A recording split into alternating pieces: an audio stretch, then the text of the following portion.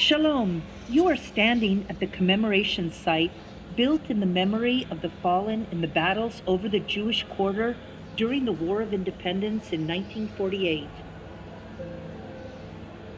During the battles that took place here in the Jewish quarter from 1947 to 1948, close to 70 defenders and residents were killed.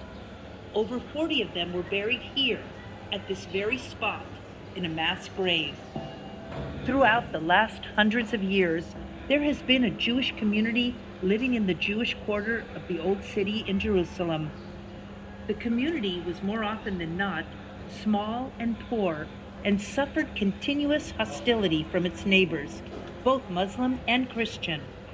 On the eve of the War of Independence, most of the Jews left the quarter, leaving here only 2,000 Jews, most of them poor, old, ultra-Orthodox, women, and children.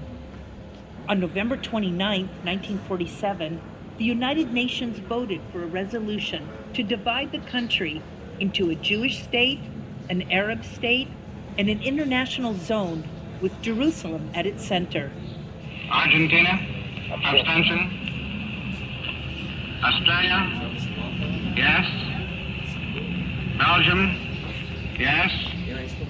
In reaction, the Arabs accelerated their attacks on Jewish communities all over the country. The Jewish quarter was also attacked, and its population suffered casualties and many injuries. On May 5, 1948, the command over the quarter was given to Moshe Rosnak, who took responsibility over the military preparations for the war. On May 13, 1948, a day before the State of Israel was declared, the British Army left Jerusalem. This happened after handing the keys to Zion Gate over to Rabbi Weingarten, the head of the committee of the Jewish community in the Old City. Immediately after, a military operation was launched, with the defenders of the quarter taking hold of the strategic strongholds in the area, including Zion Gate, which was the only supply road into and out of the quarter. The Arabs, however, began a massive attack, entering the quarter from both the east and the north passages, striking the defenders of Zion Gate.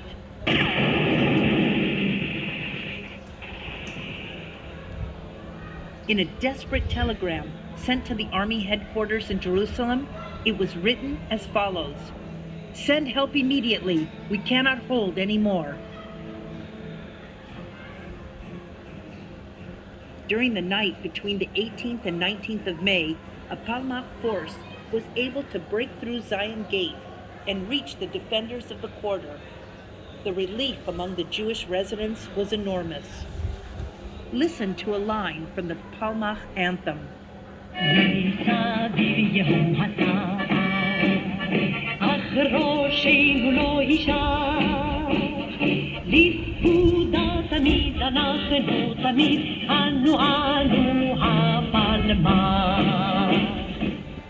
Unfortunately, the Palmach fighters were exhausted from continuous days of endless fighting. When it was understood there was no force to replace them to guard the quarter, they left, and Zion Gate was captured by a force from the Jordanian Legion. Among the residents of the quarter was Rabbi Yitzhak Avigdor Orenstein, who was the first rabbi of the Western Wall, and also one of the leaders of the Ashkenazi Jewish community in the country.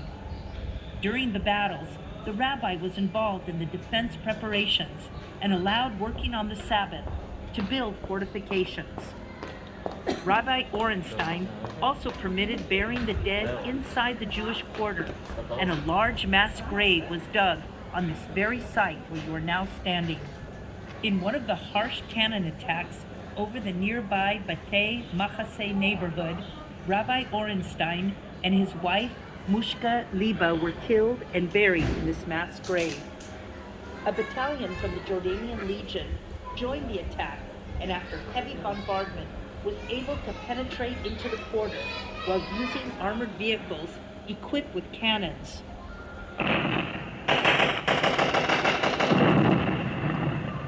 The battalion took control of strategic buildings, blowing up Jewish homes that stood in the way.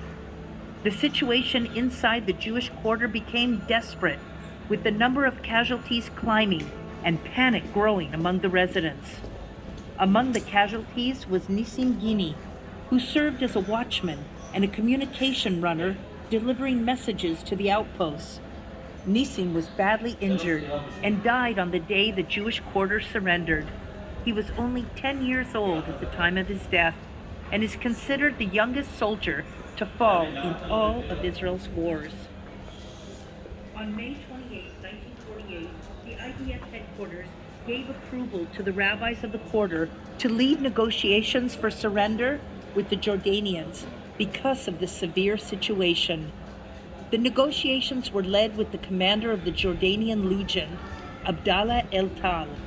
All the residents of the Jewish quarter and its defenders were gathered in the nearby Batei Machaseh Square for the surrender process. When the Jordanians demanded to separate the fighters from the residents in order to deliver them as prisoners of war, it was found that there were only 30 soldiers who were able to stand on their feet, with 100 more injured. Abdallah el-Tal was shocked by the small number of soldiers, and he instructed to add civilians to those being taken captive. 350 residents and defenders, including 51 which were injured, were taken into captivity in Jordan and were released only 9 months later.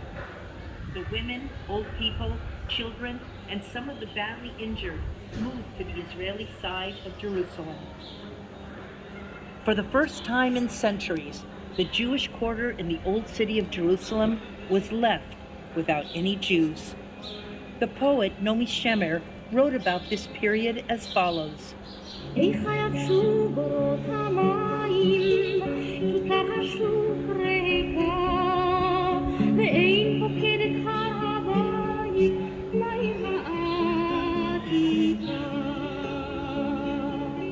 How have the cisterns dried out? The market square is empty, and no one goes up to the Temple Mount in the old city. Abdallah el-Tal wrote in his memories, "It was found that the extremist Jews showed much objection and are good in defense. I witnessed that the Jews in the old city of Jerusalem bore the misery of the war in an unbelievable way." 19 years later, in the Six-Day War in 1967, Israel freed East Jerusalem and returned to the old city. Naomi Shemer rewrote her song as follows.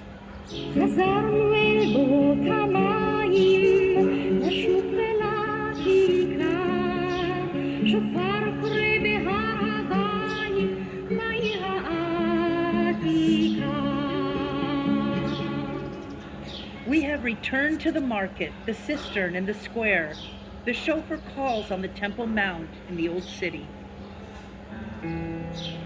Immediately after the war, in a full state ceremony, the remains of the fallen were moved from their burial site here for eternal rest on the Mount of Olives. May the memory of the fallen in the war over the Jewish quarter be blessed.